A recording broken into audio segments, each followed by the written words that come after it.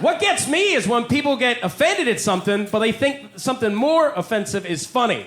They'll just be like, I love dead baby seal jokes, but don't you ever make fun of camel toes. What?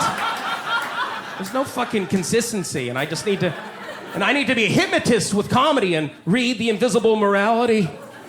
You know, because you might be offended at something that you might not be, and vice versa. And just to be safe in this new world, we should outlaw the alphabet, because there are some hurtful words in those letters. So annoying. Everybody's different, you know? I could stand here with my pants around my ankles crying for 45 minutes. Most of you think it's disturbing. Some of you would call me a genius. And say, this is modern art, yes. I just gotta say, if you think you're gonna come to a comedy show and get offended, you know, don't come to a comedy show, you know? Maybe don't.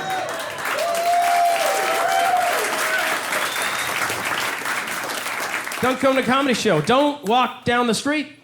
Don't leave your house. Just die. I don't know why people come to comedy shows and get offended. It's so weird. It's like ordering a Philly cheesesteak at a vegan restaurant and yelling at the waiter when he doesn't show up with it. It's like, what do you think was going to happen? So weird. I like some people throw this out. They love saying the year. They're just like, stop with the hate. It's 2019. Like, the year dictates our morality now. Right? You know, it's like, because this is the latest year, we should be better people. Like 2 years ago, it was fine to be a bigot, but now it's cool. It's like, it's 2017. It's fine to wear blackface, but just remember, in 750 days, time to wash it off, because it'll be 2019. Why don't we just do the months? Just be like, how dare you go gay bashing? It's January. You're acting like it's April. All right? We've evolved in 70 days. Hello, it's 1865. Slavery was so last year. It's 1946. How dare you joke about World War II? Hitler just died last week. I love offended Nazis. They're funny.